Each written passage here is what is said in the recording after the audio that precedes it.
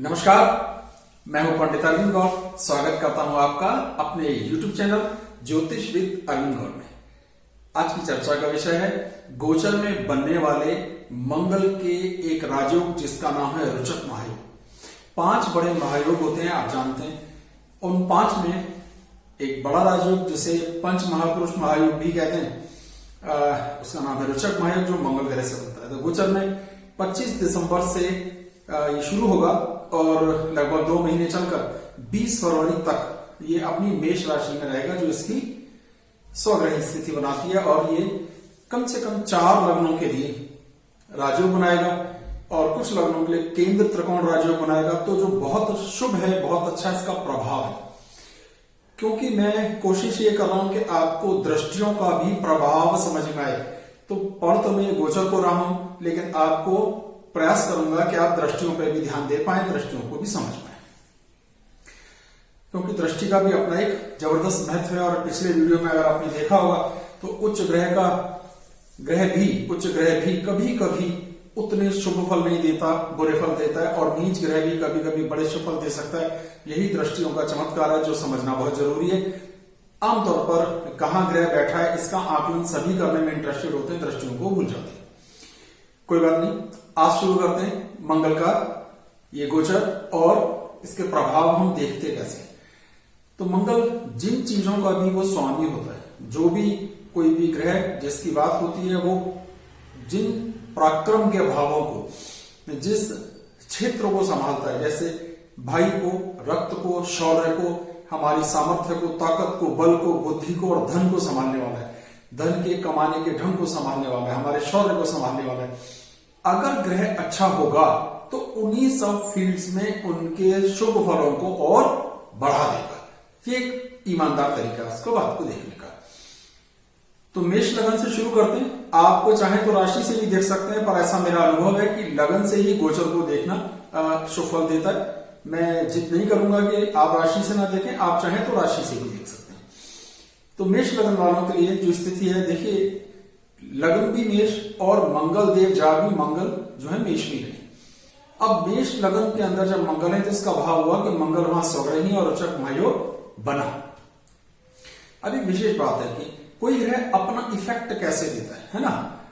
अगर वो वहां कारक है, तो कारक है मतलब वो शुभ फल देने वाला इफेक्टिव स्टार बनेगा कि नहीं, या अकारक है, नॉन इफेक्टिव है, नॉन बुरा इस ग्रह है, उसके बुरे प्रभाव देने के लिए वो रखा है। कोई भी ग्रह अगर लग्न का स्वामी होता है तो वो कभी अकारक नहीं होता है। ये बड़ी एक अच्छी बात समझ लीजिए। तो इस हिसाब से मंगल मेष लग्न के लिए कारक है, शुभ फल देने वाला है, राजयोग का निर्माण हो रहा है, रोचक महायोग का निर्माण हो रहा है। और मंगल की 3 मुख्य दृष्टियां हैं, और वो हैं चौथी, 7वीं और 8वीं। यानी वो अपने भाव से चौथे भाव, 7वें भाव और 8वें भाव को देखेगा। आप स्क्रीन पे देख पा रहे होंगे, मैंने उसको ब्लू कलर से दिखाया दृष्टियों की, वो कहां देख रहा है। तो लगन में बैठकर क्या करेगा, उस भाव की सामर्थ्य को इंप्रूव करेगा। सेहत, व्यक्तित्व, पर्सनैलिटी, जोश, सामर्थ्य, हमारा रुतबा, इन सब चीजों को इंप्रूव करेगा। खून से संबंधित समस्याओं को राहत में देगा, कानूनी झंझटों में हमें विजय दिलवा सकता है। हमारा प्रभाव बड़ा आक्रामक और दूसरों की समस्याओं को सॉल्व करने वाला देखने में आ सकता है। तो ये गोचरीय प्रभाव मंगल का आपको आएगा। अब इसकी दृष्टि का क्या प्रभाव आएगा, देखिए चौथी दृष्टि कहां गई, इसकी नीच राशि पर। अब राजयोग बन रहा है ना, यही तो जादू है कि राजयोग बन रहा है, सारी बात ठीक, लेकिन चौथी दृष्टि जो नीच दृष्टि है वो बड़ी चौथे घर पे। और चौथा घर क्या है, सुखों का। तो निश्चित रूप से ये गोचर आपके सुखों में कमी करेगा। माता जी के स्वास्थ्य को दिक्कत देखने में आएगी, मकान को, वाहन को, आदि को भी कुछ समस्याएं देखने में आनी चाहिए। तो कहीं ना कहीं हमारे विचार, हमारा मन का नहीं लगना, तनाव महसूस करना, अनईजी फील करना, हमारी इमेज को लेकर कोई दिक्कत देखने में आना, जैसे अड़ोस पड़ोस के लोग, ऑफिस के कुलीग जो हमारे बारे में क्या सोचते थे, ये सभी चीजें प्रभावित हो रही हैं। तो इसका लाभ हमने क्या देखा कि राजयोग बनने के बाद भी चौथे घर पर कुप्रभाव डाल रहा है, यही दृष्टि का नियम है। 7वीं पूर्ण दृष्टि देखा है पत्नी के घर पर, यानी वैवाहिक जीवन के घर पर, और वहां वो समदृष्टि से देखा है, ना मित्र न शत्रु। तो थोड़ा बहुत कहीं ना कहीं वैवाहिक जीवन को भी प्रभावित करेगा, उनको भी किसी न किसी रूप में कुछ खींचतान, कुछ मिसअंडरस्टैंडिंग, तनाव, जरूर आएगा। और उसकी 8वीं दृष्टि पड़ रही है अष्टम भाव पर, जहां वो 100 दृष्टि से देख रहा है। तो उम्र के लिए, सेहत के लिए, व्यक्तित्व के लिए, पुरातत्व के लिए, धन संग्रह के लिए, यात्राओं के लिए बहुत अच्छा समय है। स्वास्थ्य के हिसाब से बहुत अच्छा समय। तो मंगल वालों के लिए जो क्या निकला स्थितियां, मेष लग्न वालों के लिए लग्न को लाभ हो रहा है, चतुर्थ भाव में नुकसान हो रहा है, सप्तम में थोड़ा सा नुकसान, थोड़ा फायदा, और अष्टम भाव में बहुत फायदा। तो मैंने इसमें दृष्टियां और कारक और गोचर तीन टॉपिक एक साथ आपको समझाने का प्रयास कर रहा हूं, इसलिए टॉपिक थोड़ा सा लंबा हो जाएगा। पेशेंसफुली सुनिएगा और मजा लीजिए। अब बात करते हैं वृषभ लग्न की। अच्छा, वृषभ लग्न में मंगल क्या, एक 12वें घर का स्वामी और एक 7वें घर का स्वामी। अब 6-8-12 का स्वामी होता है तो वो बुरा प्रभाव देता है, और अष्टम भाव का स्वामी भी कुछ हद तक मारक भाव के हिसाब से लिया जाता है। तो ये तटस्थ है, ये ना अच्छा ना बुरा, यानी न्यूट्रल इफेक्ट देने वाला माना जाएगा। लेकिन अब इसका जो इम्पैक्ट है वो किस तरह आएगा कि 12वें घर की सामर्थ्य को बढ़ा दिया, स्वग्रही होकर 12वें घर में है। इसका जो नुकसान देखने में आता है कि खर्चे बहुत बढ़ सकते हैं, आपके खर्चे बढ़ सकते हैं, आपको खून से संबंधित तनाव देखने में आ सकता है, आपको सीधी आंख में कोई प्रॉब्लम देखने में आ सकती है, दर्द वगैरह इत्यादि, आंखों का लाल हो जाना भी देखने में आ सकता है। चौथी दृष्टि तीसरे भाव पर पड़ी। अब तीसरे भाव से हम क्या देखते हैं, भाइयों का सुख, हमारे एफर्ट्स, हमारे प्रयास, इनमें भी हानि करेगा। तो जहां बैठा है उस घर को भी खराब कर रहा है। जहां चौथी दृष्टि डाली तीसरे भाव पर, वहां भी खराब करेगा, क्योंकि हमारे प्रयासों को, हमारे एफर्ट्स को, हमारे भाइयों के साथ हमारे तालमेल को, हमारे कर्म को नीचे लेकर आएगा, रिजल्ट्स नहीं आने देगा।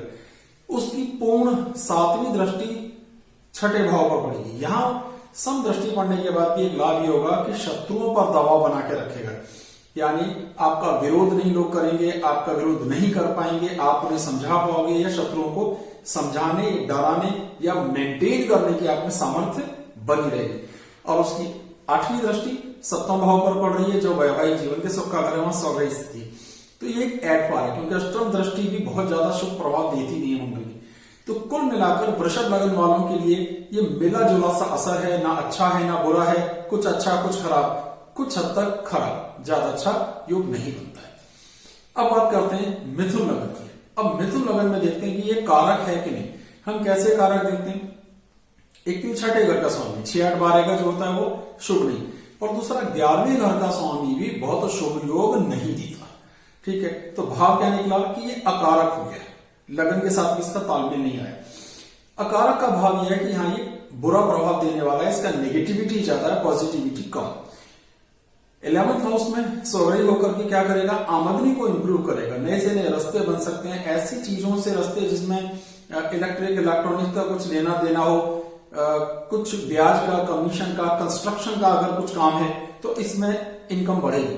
लेकिन आपकी भाषा खराब होगी, क्योंकि चौथी दृष्टि कहां पड़ रही है, आपकी भाषा, आपके कुटुंब के साथ आपके तालमेल थोड़े से खराब हो सकते हैं। तो कुटुंब के तालमेल खराब हो सकते हैं, हमारी लेफ्ट आई को थोड़ी तनाव देखने में आ सकता है, गले की छोटी मोटी कोई समस्या हो सकती है, परिवार के साथ एडजस्टमेंट को भी छोटी मोटी दिक्कतें कुटुंब के साथ आएंगी, लैंग्वेज कमांड खराब होगी।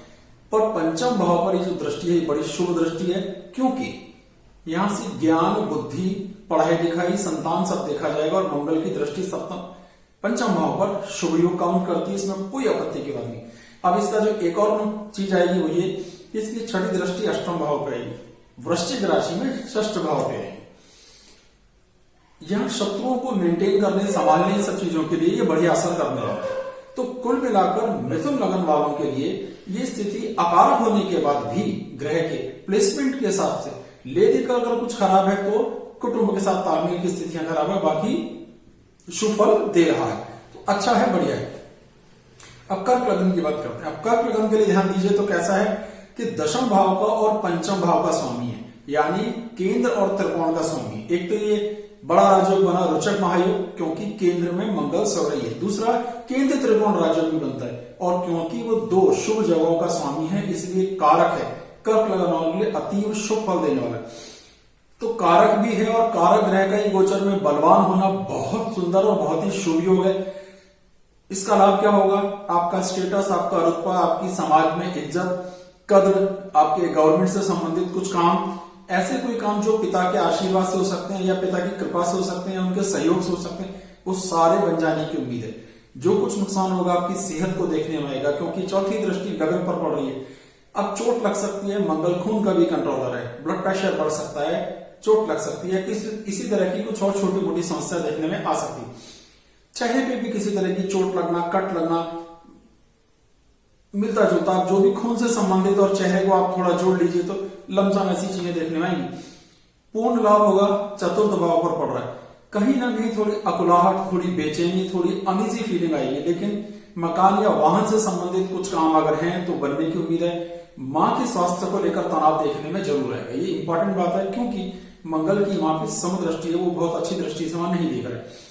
संतान को लेकर के सुकून है, आपके डिसीजन अच्छे होंगे, आपकी भागदौड़ अच्छी होगी, नॉलेज, अगर आप पढ़ रहे हैं, विद्यार्थी है, तो इस समय की हुई प्रयास, इस समय रिजल्ट निकलने की मैक्सिमम उम्मीद है, आपके डिसीजन बिल्कुल गलत नहीं होंगे, रिजल्ट आने की जबरदस्त संभावनाएं बनी। तो कर्क वालों के लिए जो कुछ दिक्कत आएगी वो अपने स्वास्थ्य को लेकर आएगी, थोड़ी बहुत दिक्कत माता जी के स्वास्थ्य है, उनके साथ तालमेल को लेकर आएगी, बाकी बहुत अच्छा है, बहुत शुभ है, जबरदस्त राजयोग, रोचक माह। अब बात करते हैं सिंह लगन की। अब सिंह लगन के लिए फिर से स्थितियां क्या हैं कि एक केंद्र और एक त्रिकोण का, यानी चौथे घर और नौवें घर का स्वामी अतीव शुभ है, कारक है, कारक यानी शुभ फल देने वाला, और भाग्य के स्थान में सौगले, तो पिता का आशीर्वाद, पिता का सुख और भाग्य की बढ़ोतरी, भाग्य का एक्स्ट्रा सपोर्ट, किसी भी काम को करने के लिए हमें लक की जरूरत पड़ती है, मिलेगा। दैवीय कृपा की प्राप्ति होगी, ईश्वर के प्रति थोड़ा रुझान घट सकता है, क्योंकि मंगल पापी ग्रह, वो अपना भी एक इफेक्ट रखेगा। खर्चे बढ़ेंगे, डॉक्टरी इलाज के लिए कुछ पैसा भागदौड़ करना पड़ेगा, कुछ वैसे ही भागदौड़ बढ़ सकती है, इस चीज पे भी ध्यान दीजिए, क्योंकि जो चौथी दृष्टि है वो 12वें घर पर नीच दृष्टि है, तो थोड़े बहुत वहां पे खर्चे बढ़ सकते हैं। भाइयों के साथ तालमेल में छोटी मोटी कुछ दिक्कतें देखने में आएगी, क्योंकि सम दृष्टि है, कुछ नाराज होंगे, कुछ मानेंगे, कुछ फेवर करेंगे, कुछ डिसफेवर करेंगे, लेकिन कुल मिलाकर ठीक है, प्रयासों के रिजल्ट मिलेंगे। और क्योंकि इसकी 8वीं दृष्टि चौथे भाव पर पड़ रही है, तो मकान को, वाहन को लेकर के, माता जी के साथ तालमेल को लेकर के, जर्नल सुखों को लेकर के स्थितियां बहुत शुभ है, तो सिंह लगन के लिए बेहद शुभ फल देने वाला है, अच्छा है, और केंद्र त्रिकोण राजयोग भी बना रहा है, भाग्य के स्थान पर सब रही है।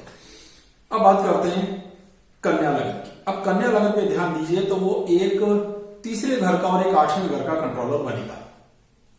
अष्टम से अष्टम भाव से देखते हैं तो तीसरा आता है, यानी मृत्यु और मृत्यु से मृत्यु का कंट्रोलर, अत्यधिक अकारक है, बहुत खराब है।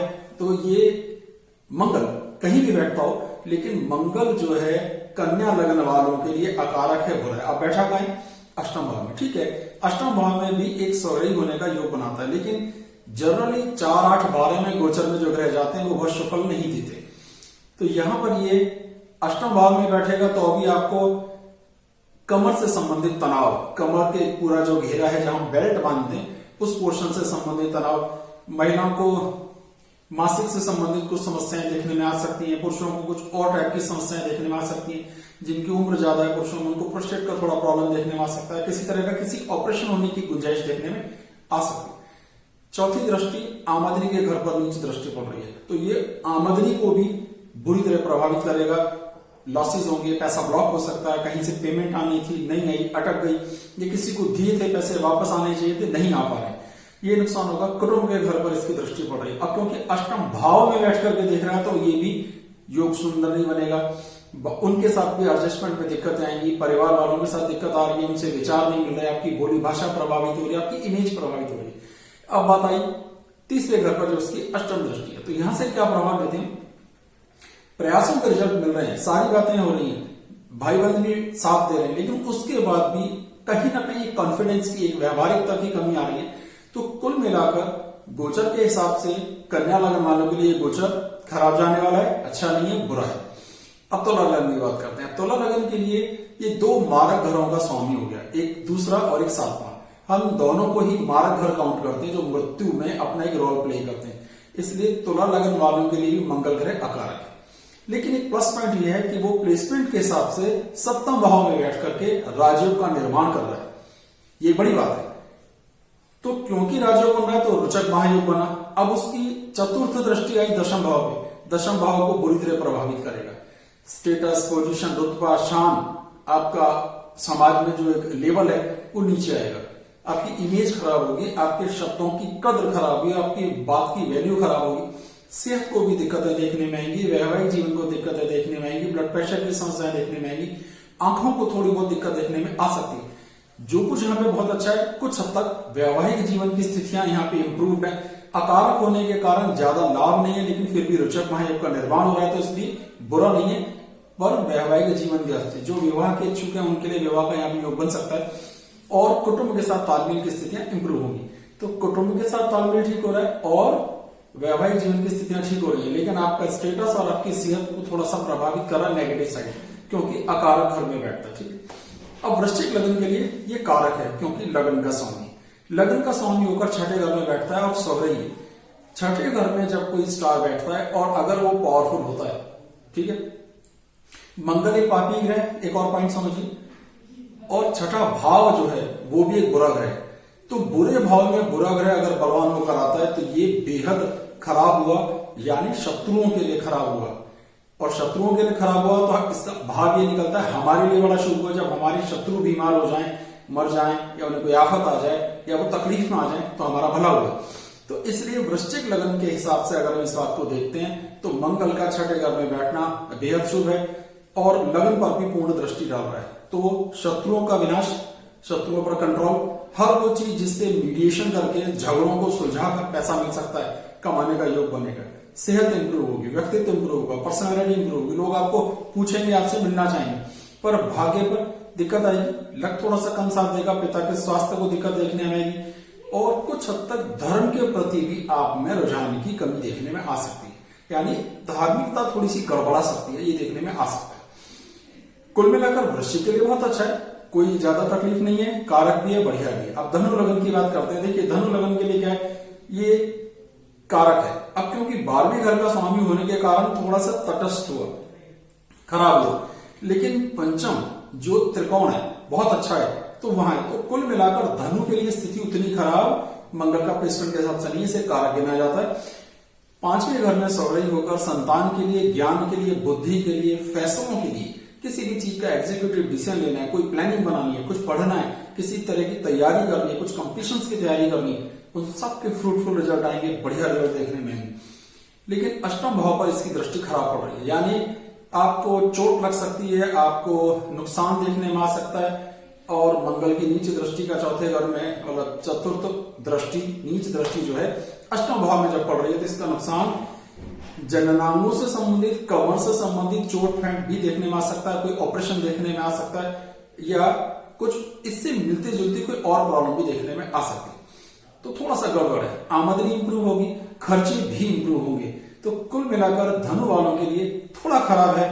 स्वास्थ्य के लिए, उम्र के लिए, चोट लगने के लिए, एक्सीडेंट होने की छोटी संभावना जरूर यहां बनती है, बाकी बिल्कुल ठीक है। संतान के लिए, ज्ञान के लिए, बुद्धि के लिए तो बहुत ही अच्छा है। अब बारी आ जाती है मकर लगन की। अब मकर लगन की स्थिति क्या है, उसको ध्यान दीजिए कि वो केंद्र का स्वामी है, एक और 11वें घर का स्वामी है।